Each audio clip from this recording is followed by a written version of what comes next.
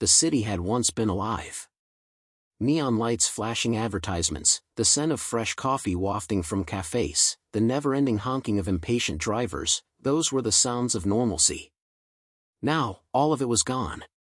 Daniel Carter stood on the balcony of his apartment, staring out at a city that had become unrecognizable. The streets below were eerily quiet, save for the occasional distant scream or the echoing moan of something inhuman. The emergency broadcasts had stopped 3 days ago, and the internet had collapsed soon after. No more news. No more updates. No more help. Behind him, his wife, Emily, cradled their 6-year-old daughter, Sophie, in her arms. The little girl had finally fallen asleep, exhausted from days of fear and confusion. Emily's face was pale, her hazel eyes filled with an unspoken question: how much longer do we have? Daniel clenched his fists. They couldn't stay here. Supplies were running low, and every passing hour, the infected grew bolder. He'd watched them from the window, people who had once been neighbors, co-workers, and strangers on the street, now reduced to staggering husks, their eyes lifeless, their mouths twisted into hungry snarls. A sudden knock on the door shattered the silence. 3 sharp raps, followed by a pause. Then another 2 knocks. Daniel grabbed the baseball bat he had placed by the door and motioned for Emily to stay back. Taking a deep breath, he pressed his eye against the peephole. It was his younger brother, Jason.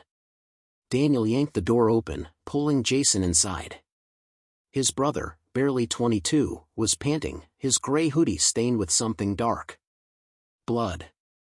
Jesus, Jason, what the hell happened? Daniel demanded, locking the door behind him. Jason leaned against the wall, wiping sweat from his brow.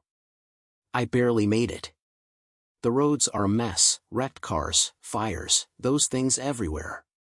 He looked up, his brown eyes wild with fear. We need to go. Now. Emily tightened her grip on Sophie. Go where? The news said the military set up evacuation points, but we haven't heard anything for days. What if? They're gone, Jason interrupted. I checked. The stadium? Overrun. The hospital? Empty. I don't think anyone's coming for us.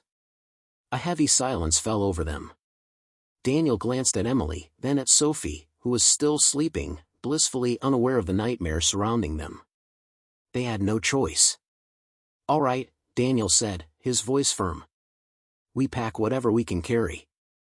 We take the car and head for the outskirts. If the city's lost, we find someplace safer, somewhere far from all this. Emily hesitated, then nodded. We stick together. Jason exhaled in relief. I'll help you pack. But we need to hurry. I saw a group of them on the next block. They're moving faster than before. Daniel froze. Faster? Jason swallowed hard. Yeah.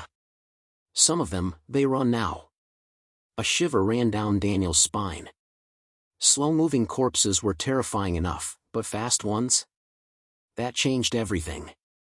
They moved quickly, gathering essentials, bottled water, canned food, a first aid kit, extra clothes. Daniel retrieved his father's old pistol from the closet, checking the magazine.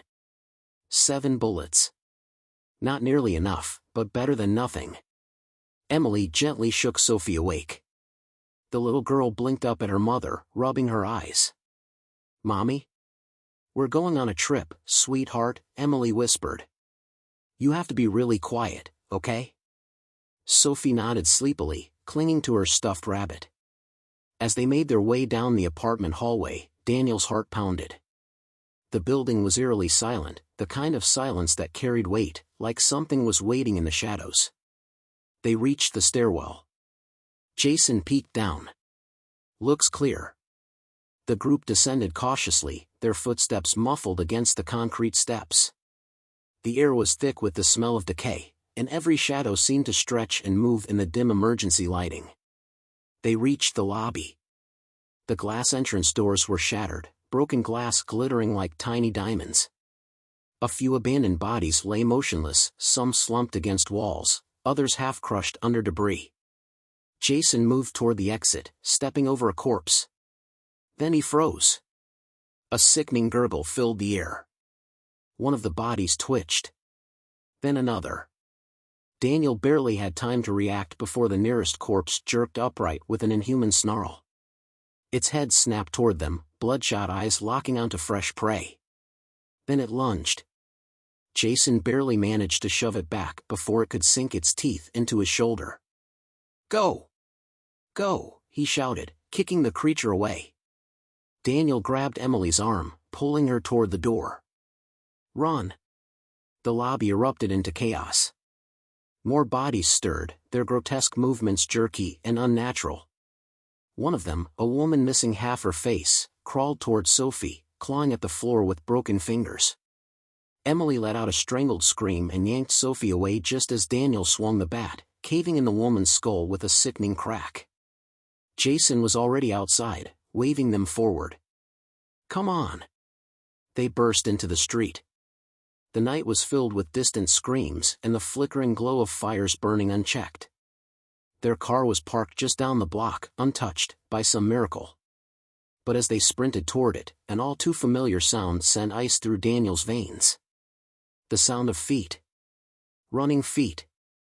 From around the corner, they came, figures moving fast, their eyes glowing with hunger. Fast zombies. Daniel shoved Emily and Sophie toward the car. "Get in." Jason fumbled with the keys, his hands shaking as he unlocked the doors. The creatures closed in. Daniel turned, heart pounding. 7 bullets. A baseball bat. A desperate hope. They were out of time. And the nightmare was only beginning. Jason's hands shook as he fumbled with the car keys. His breath came in ragged gasps as he forced the key into the lock. Click.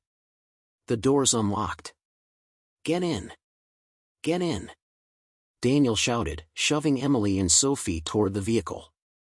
Emily yanked the back door open, practically throwing Sophie inside before scrambling in after her. Daniel swung around, gripping the baseball bat tightly as the fast-moving infected barreled toward them. Jason dove into the driver's seat. "Come on, Dan." Daniel had no time to think. The lead runner, a once athletic man with torn jeans and a blood-stained hoodie, was mere feet away. Its mouth hung open unnaturally, revealing jagged, broken teeth. Daniel swung. The bat cracked against the zombie's skull, but the force didn't stop it, it only stumbled back for a second before charging again. "Move, Daniel!" Emily screamed. Daniel hurled himself into the passenger seat as Jason slammed the car into reverse. The tires screeched, smoke rising as the vehicle shot backward. The first zombie lunged, only to be clipped by the front bumper, its body flipping over the hood before crashing onto the pavement. The other infected closed in. Jason yanked the gear shift, slamming the accelerator. The car fishtailed, then roared forward, running over another corpse with a sickening crunch. Daniel twisted in his seat, panting as he looked out the rear window. The undead gave chase for a few blocks, but they were no match for the speeding car. Eventually, the figures grew smaller in the distance, swallowed by the darkness. They had escaped. For now. Jason exhaled sharply, his grip on the wheel white-knuckled. Holy shit. That was close. Daniel rubbed his face, his mind racing. Too close. Emily held Sophie tightly in the back seat, whispering reassurances even as her own hands trembled. The little girl clutched her stuffed rabbit, her big, frightened eyes darting between her parents. "Where do we go now?" Emily asked. Jason hesitated, glancing at Daniel. "We need to get out of the city," Daniel said. "It's not safe here anymore." Jason nodded. "There's a highway leading out toward the countryside. Fewer people means fewer infected. It's our best shot." Daniel agreed, but deep down, unease gnawed at him. They weren't the only ones trying to escape. How many others had the same idea? And what if the road was already overrun? As Jason navigated the abandoned streets, the city stretched around them like a graveyard. Fires burned unchecked. Cars sat motionless, many with their doors left open, as if their owners had tried to flee in a hurry. Some still had bodies slumped inside, faces frozen in terror. Daniel reached for the radio, twisting the dial. Static. He flipped through every station, searching for something, anything. Nothing. Jason drove in silence, his jaw tight. No police. No military. No broadcasts. It's really over, isn't it? Daniel didn't answer. He didn't have to. A flicker of movement caught his eye. Slow down, he said. Jason eased off the gas as they approached an intersection. In the middle of the road stood a man. He was waving frantically, his face illuminated by the car's headlights. Help! Please, my wife, she's hurt. Jason tensed. What do we do? Daniel's gut told him something was off. He scanned the area. The man was alone, or so it seemed. Emily's voice was tight. Daniel, we can't just leave him. Daniel hesitated. The city was full of desperate people, and desperation made people dangerous. But Emily was right. If they abandoned everyone, what kind of people would they become? Keep the engine running, Daniel said, opening the door. Jason cursed under his breath but nodded. Daniel stepped out cautiously. What happened? The man, disheveled and shaking, pointed toward a nearby alley. She's in there, please, she's bleeding bad. Daniel narrowed his eyes. Something wasn't right. The alley was dark, too dark. Then he heard it. A shuffling sound. Not just one. Many. His instincts screamed at him to run. Too late. Figures emerged from the shadows, at least a dozen. Their movements were slow at first, their eyes locked onto him. Then, as if some switch had flipped, they charged. Ambush! Daniel bellowed, bolting for the car. The desperate man who had begged for help now lunged for Daniel, his face contorting with hunger. Daniel barely sidestepped him, slamming the car door shut just as Jason floored the gas. The man and the infected threw themselves at the vehicle, clawing at the windows. The tires screeched as Jason swerved wildly, slamming into 3 of them before peeling away. Emily clutched Sophie, her breathing ragged. Daniel's heart pounded as he watched the figures shrink into the distance. Jason was shaking. They set us up. Emily covered her mouth. My God, people are using the infected to trap survivors? Daniel exhaled slowly, his grip on the bat tightening. It's worse than that. He turned, looking at his family. The real danger isn't just the zombies. It's people. Silence filled the car. Ahead of them, the road stretched toward the city's edge. Their fight for survival was just beginning. And there was no telling who, or what, they would encounter next. The man on the floor coughed, a weak, rattling sound that barely echoed in the ruined gas station. His one good eye stared up at Daniel, pleading. Please, don't take everything, he whispered, his breath shallow. Daniel tightened his grip on the bat. The man was too weak to fight, too frail to be a real threat. But that didn't matter. The world had changed. The weak don't survive. His family came first. He took a step forward, raising the bat. The man's face twisted in realization, but he was too slow. Crack! The bat came down hard. Bone shattered beneath the impact, and the man let out a gurgled scream before slumping to the floor, twitching. Blood pooled around his head, dark and glistening in the dim light. Daniel stood over the body, his breathing steady. There was no room for hesitation anymore. If he'd left the man alive, he might have turned on them later. Desperate people made desperate choices. He wiped the bat against his jeans, ignoring the fresh stain. There was no time to dwell. Turning quickly, he scanned the store for anything useful. A few more bottles of water. A half-full lighter. A can of soup shoved beneath a fallen shelf. Then, behind the counter, he spotted it. A gun. A small revolver lay next to the dead man's outstretched hand, as if he'd been too weak to use it. Daniel picked it up, checking the cylinder. 4 bullets. It wasn't much, but in this world, it was the difference between life and death. He stuffed the supplies into his backpack and hurried back toward the car.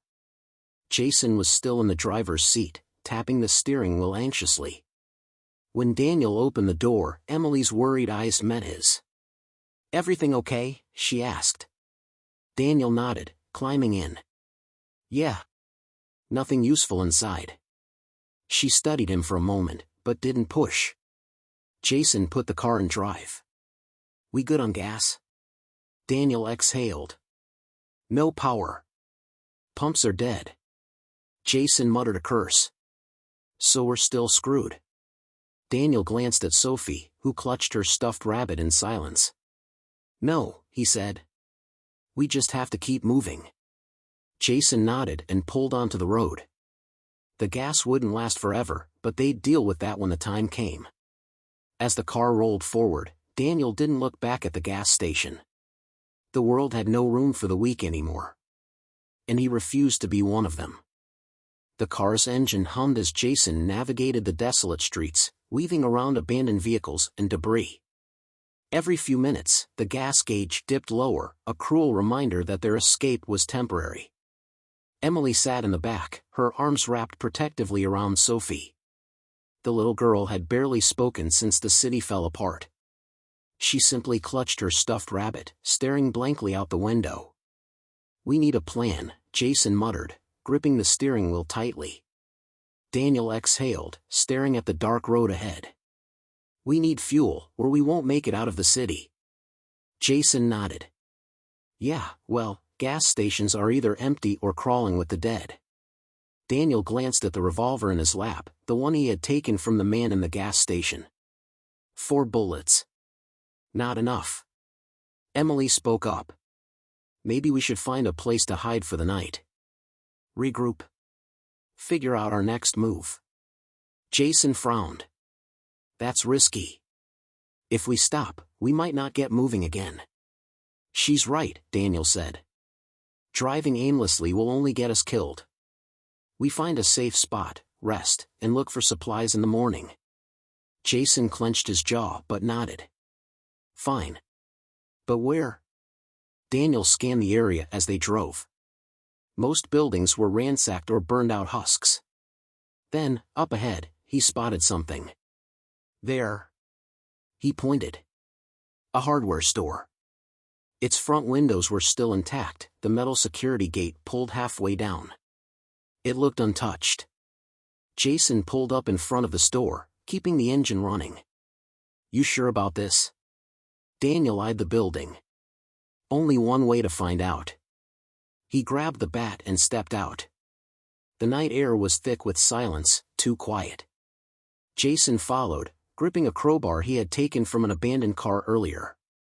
Emily stayed in the car with Sophie, watching them closely. Daniel approached the door cautiously. He peered through the glass, scanning for movement. "Nothing. Looks clear," he whispered. Jason wedged the crowbar under the security gate and heaved. The metal groaned as it lifted just enough for them to slip inside. Darkness swallowed them as they entered. The air was stale, the scent of dust and old metal filling their nostrils. Daniel flicked on his flashlight, sweeping it over the aisles. Tools. Ropes. Canned goods. It was a gold mine. "We hit the jackpot," Jason muttered, grabbing a roll of duct tape. Daniel spotted a door leading to the back storage room. He gestured to Jason. "Let's check it out. Make sure we're alone." They crept forward, moving as silently as possible. Daniel reached for the doorknob. Bang. Something slammed against the door from the other side. Jason jumped back, raising the crowbar. Daniel held up a hand, motioning for silence. He pressed his ear to the wood. Scratching. Slow, deliberate. And then, a low growl. Daniel's stomach twisted. Infected. Jason cursed under his breath. Shit. What do we do? Daniel tightened his grip on the bat. We deal with it now before it becomes a problem. Jason nodded grimly. Daniel braced himself, then yanked the door open. The infected lunged. It was fast, a former store employee, its name tag barely visible under the dried blood. Its eyes were wild, teeth snapping. Daniel swung first. The bat crashed against its shoulder, sending it staggering. Jason followed up with a brutal strike to the knee, bringing it down. But it wasn't enough. The zombie crawled forward, clawing at Jason's leg. "Move!" Daniel roared. Jason kicked it away as Daniel brought the bat down hard. The skull caved in with a sickening crunch, the body finally going limp. Silence. Daniel exhaled sharply, stepping back. Jason wiped sweat from his brow. That could have gone worse. Daniel looked at the corpse, then at the storage room. "Let's grab what we can and get the hell out." They scavenged quickly, batteries, lighters, canned food, even a few bottles of propane. Enough to last them a few more days. As they made their way back to the car, Daniel felt something gnawing at the back of his mind. If there was one infected in here, how many more were nearby? They weren't safe yet. Not even close. Jason slammed the car door shut and turned the key in the ignition. The engine sputtered before coming to life, a low hum breaking the eerie silence of the night. Daniel sat beside him, gripping the revolver, while Emily and Sophie huddled in the back seat. The weight of the supplies they had just scavenged was reassuring, but an unease still lingered. Daniel's fingers tapped against the gun's barrel. "We need to get as far from here as possible." Jason nodded, pulling out onto the road. "Yeah, but we're running on fumes, man. This car isn't gonna last much longer." Daniel glanced at the fuel gauge. The needle hovered just above empty. They had maybe 10 miles before they'd be stranded. Emily leaned forward. "What about that military checkpoint we heard on the radio? It's supposed to be outside the city, near the highway." Jason scoffed. "You really think it's still there?" Emily met his gaze in the rearview mirror. "We have to try." A heavy silence fell over the car. No one wanted to admit it, but they were running out of options. Jason exhaled sharply. "All right. Let's hope the military's still breathing." He pressed the gas pedal, speeding toward the city's outskirts. The highway of the dead. As they neared the highway, the road grew more congested with abandoned cars, burnt-out buses, and the occasional corpse rotting under the moonlight. Jason slowed the vehicle. "Damn it. This is worse than I thought." Daniel scanned the area. "We'll have to go on foot soon." Sophie whimpered softly, clutching her stuffed rabbit. Emily rubbed her back reassuringly. Jason maneuvered around a wrecked truck, but just as they rounded the bend, a flare shot into the sky. A signal. Daniel's head snapped toward the source. Further up the road, a group of survivors stood near an overturned SUV, waving frantically. One of them, a man in a torn jacket, raised a rifle. "Stop. Please. Help US."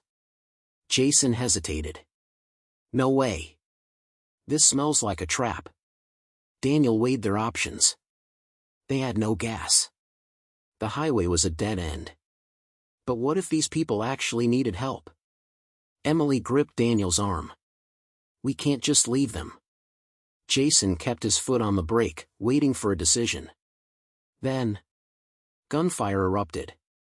Bullets whizzed past the car, shattering the rear window. "Go!" Daniel yelled. Jason floored it. The car swerved as more shots rang out. From behind the stranded survivors, another group emerged, armed, aggressive, and taking aim. It wasn't a trap. It was a raid. Daniel fired out the window, one shot catching a raider in the shoulder. The man screamed and collapsed, but the others kept shooting. The car fishtailed, hitting a wrecked sedan before the engine coughed and died. They were out of gas. "No, no, no," Jason cursed, slamming the dashboard. Daniel turned to Emily and Sophie. "Out. Now." Emily grabbed Sophie, shielding her as they scrambled out. Jason and Daniel followed, ducking behind the car for cover. The survivors from the SUV were running toward them, pursued by raiders. One woman tripped, falling to the pavement. Daniel had a choice. Run, or help. He clenched his teeth and rushed forward, yanking the woman up just as a bullet hit the ground inches from her feet. "This way," he shouted. They sprinted toward an abandoned truck for cover. Jason dragged Emily and Sophie behind it, his chest heaving. The shootout continued, raiders exchanging gunfire with the survivors. Daniel ducked behind the truck, gripping the revolver. "We're not making it out of here like this." Jason nodded. "Then we fight." Emily looked at Sophie, her face pale. "We have to protect her." Daniel met her gaze. "We will." Then, from behind the wreckage, they heard the guttural moans. Zombies. The gunfire had drawn them. Shadows lurched from the highway, dozens of them, crawling over abandoned cars, stumbling toward the chaos. Jason's face paled. "We're screwed." Daniel cocked the revolver. "Not yet." Because in a world overrun by the dead, sometimes, the living were the bigger threat. And now, both were closing in. Gunfire rattled the night air as bullets zipped past the abandoned truck. Daniel crouched low, gripping the revolver tightly, his mind racing. Trapped. They were pinned between the gunman and the growing swarm of zombies. Sophie whimpered as Emily clutched her tightly, shielding her small body from the chaos. Jason peeked around the corner of the truck and swore under his breath. "They're coming from both sides," he muttered. "We're dead if we stay here." Daniel scanned their surroundings. The raiders had focused on the surviving group near the SUV, but the infected were closing in fast, limbs twisted, jaws snapping, their guttural moans growing louder. Daniel made a decision. "We move. Now." Jason frowned. "Move where?" "We're surrounded." Daniel pointed to a nearby highway maintenance shack about 30 yards away. Its metal door was closed, its windows barred. It could be their best chance. "We sprint for that shack. It might be secure enough to hold up." Emily nodded, adjusting her grip on Sophie. "I'm ready." Jason groaned. "This is insane." Daniel looked him dead in the eye. "We don't have a choice." Jason exhaled sharply. "Fine. On your go." Daniel turned to the woman he had rescued. She was trembling but still standing. "Can you run?" he asked. She nodded quickly. "Then stay close." Daniel took a deep breath, steadying himself. The infected were nearly on top of them. "Go!" The sprint for survival. They burst from behind the truck, feet pounding against the pavement. The infected immediately turned toward them, their moans rising into a horrifying chorus. A raider spotted them. "They're running. Take him out." Bullets whizzed past, but the gunmen were distracted by the other survivors.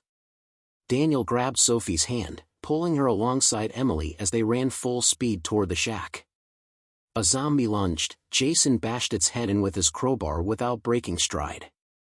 Daniel fired a shot, catching an infected in the chest. It staggered but kept coming.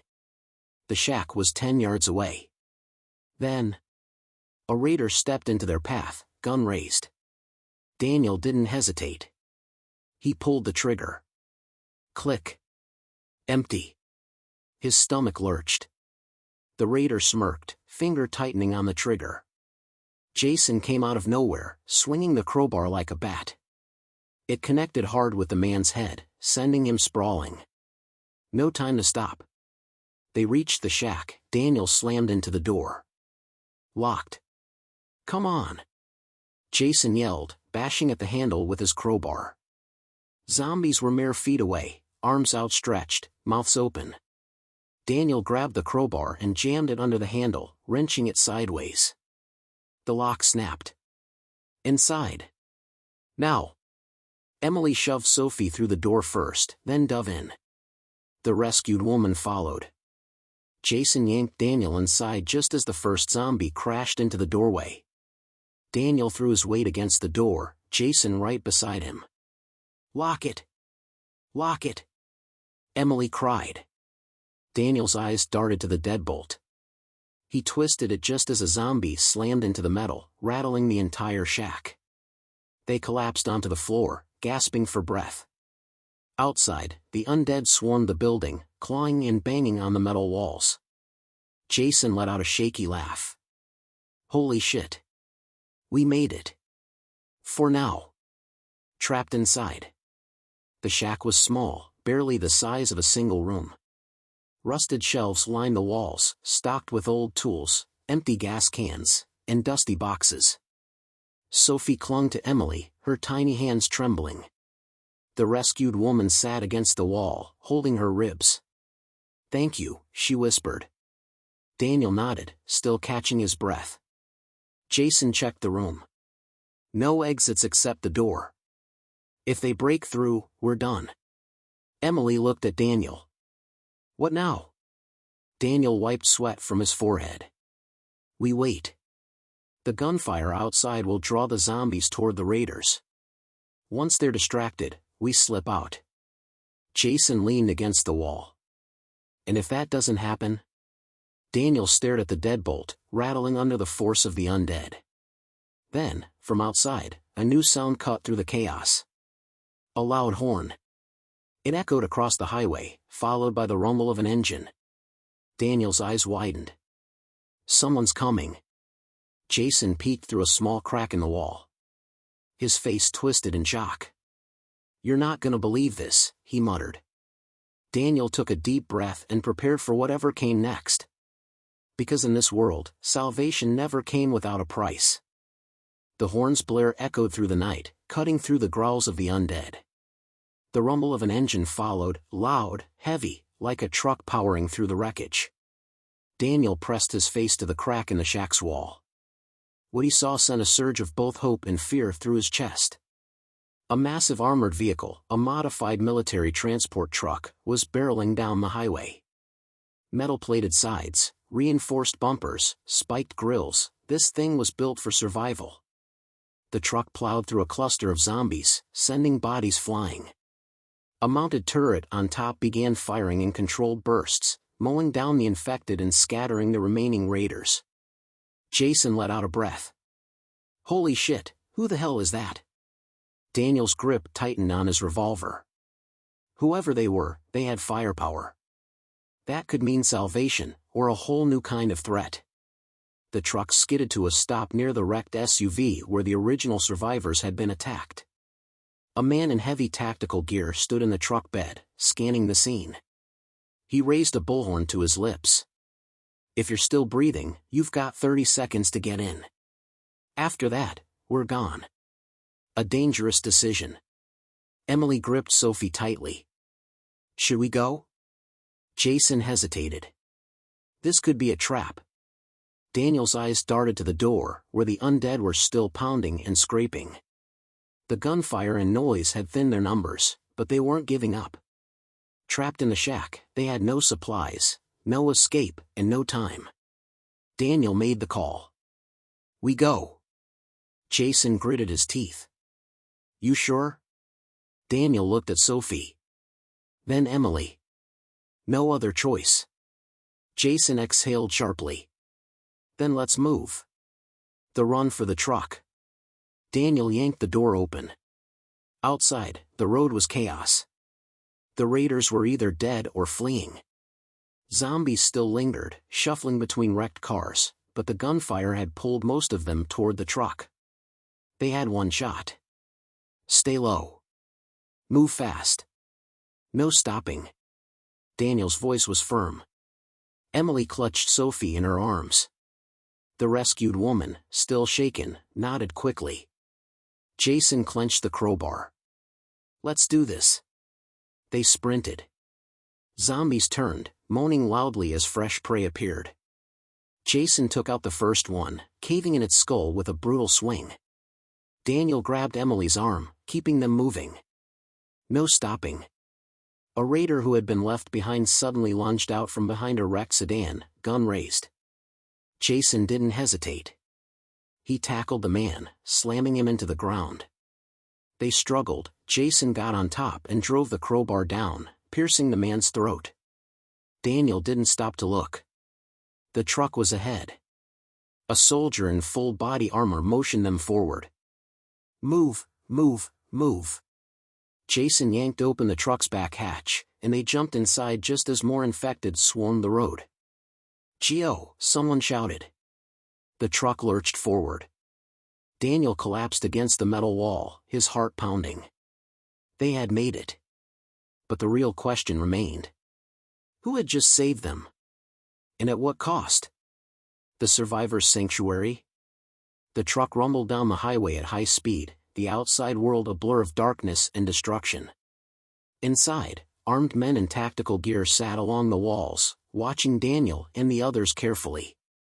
One of them, a broad-shouldered man with a scar down his cheek, studied Daniel before speaking. "You're lucky we found you," he said, voice deep and commanding. Daniel narrowed his eyes. "And who exactly are you?" The man smirked. "We're the people keeping the last bit of this world from burning." Jason scoffed. "Yeah? And what's that mean?" The man leaned forward. "It means we have food. Water. A safe zone." Emily tightened her grip on Sophie. "A safe zone?" The man nodded. "We have walls, resources, and order. But there's one rule." His smile faded, his expression turning cold. "You earn your place." Daniel exchanged glances with Jason and Emily. They had escaped the undead. But now, they were about to face something just as dangerous. Because in a broken world, not all survivors could be trusted. The truck jolted as it sped down the ruined highway, its armored body rattling against the broken pavement. Inside, Daniel, Emily, Jason, and Sophie sat across from the heavily armed men who had just rescued them. Or captured them. The man with the scarred cheek, who had introduced himself as Lieutenant Ward, kept his cold eyes locked on Daniel. "You earn your place," he had said. Jason crossed his arms. "And what exactly does that mean?" Ward smirked, tapping his boot against the metal floor. "It means we don't carry dead weight. Everyone works. Everyone contributes." Emily tensed, shifting Sophie onto her lap. "She's just a child," she said, voice hard. Ward's eyes flicked to Sophie before returning to Emily. "Then you work twice as hard to keep her fed." Daniel's hands curled into fists. "And if someone refuses?" Ward's smirk faded. "Then they leave." Jason let out a bitter laugh. "And I'm guessing no one ever makes it past those gates alive if they try to leave." Ward didn't answer. The silence was enough. Daniel met Jason's gaze. They didn't survive the city just to become prisoners in someone else's nightmare. They needed a way out. Arrival at the compound. The truck rumbled to a stop. The sound of massive gates grinding open filled the air. Daniel peered through a small window in the back hatch. Beyond the gates stood a fortified compound, surrounded by high concrete walls lined with barbed wire. Watchtowers overlooked the perimeter, each manned by armed guards. Inside, dozens of survivors moved about, a makeshift community of the desperate and the dangerous.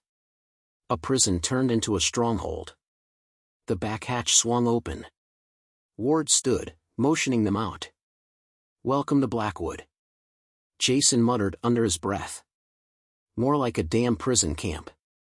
Daniel stepped out first, scanning their surroundings. The place was organized, almost military, but something about it felt off. People moved quickly, heads down, avoiding eye contact with the guards patrolling the yard. There was no laughter, no conversation. Just fear. Emily hesitated, clutching Sophie close. "I don't like this." "Keep moving," one of the guards barked. Ward led them through the compound, past makeshift barracks and ration stations. Survivors worked tirelessly, some repairing fortifications, others sorting through scavenged supplies. Finally, they reached a large warehouse, where a woman in black tactical gear waited. Her sharp blue eyes studied them like a predator sizing up prey. Ward gestured to her. "This is Captain Reed." She runs Blackwood. Reed crossed her arms. You fight, you work, or you don't eat. That's how we survive. She turned to Daniel. You look capable. We need men in the patrol squads. Then she looked at Emily. Medical experience? Emily shook her head. Reed's eyes flicked to Sophie. Then you'll help in the kitchens. Jason scoffed. And me? Reed's lips curled. You'll be on the wall. Jason frowned. And if we don't want to be part of your little dictatorship? Reed's gaze darkened. Then you leave. And we don't waste supplies on those who won't pull their weight. Daniel's stomach twisted. This wasn't salvation. It was slavery wrapped in survival. They had to get out. The escape plan. That night, as darkness fell over the compound, Daniel, Jason, and Emily sat in their assigned sleeping quarters, a cramped metal shipping container with a padlocked door. Jason whispered, "We can't stay here." Daniel nodded. "They'll work us until we're too weak to fight back. Then we'll just be another body in the dirt." Emily held Sophie close, her face pale. "How do we escape?" Daniel looked at Jason. "The wall." Jason raised a brow. "You want to climb out?" Daniel shook his head. "No. We're going to steal a truck." Jason smirked. "Now that's a plan I can get behind." Emily bit her lip. "They'll kill us if they catch us." Daniel's expression hardened. "Then we don't let them catch us." Breaking free. The next day, Daniel and Jason were assigned to patrol duty, giving them a chance to study the guards' movements. At sundown, they made their move. Daniel created a distraction, knocking over a stack of supply crates near the main gate. When the guards rushed to investigate, Jason silently took down one of the patrolmen, stealing his rifle and keys. They met Emily and Sophie near the vehicle depot, where a half-full fuel truck sat unattended. Daniel hotwired it while Jason stood watch. Sophie whimpered, clinging to Emily's leg. "Are we leaving?" Emily knelt beside her, brushing her hair back. "Yes, baby. We're going somewhere safe." The truck's engine roared to life. Guards turned, shouting. "Go, go, go!" Jason yelled. Daniel slammed the gas. The truck lurched forward, smashing through the outer gate in a shower of sparks and twisted metal. Bullets rained down from the watchtowers. A guard jumped in front of them. Jason fired a shot, dropping him instantly. They burst through the second barricade, tires screeching onto the open road. The compound shrunk in the distance, disappearing behind the ruins of the city. They didn't stop driving. Didn't look back. They were free. A new beginning. Hours later, they finally stopped near an abandoned farm miles outside the city. The night was quiet. No gunfire. No moans of the undead. Just peace. Emily held Sophie as she slept. Jason stretched, groaning. "We actually made it." Daniel exhaled, staring at the dark horizon. The road ahead was still uncertain. But they had each other. And as long as they did, they would survive. The end.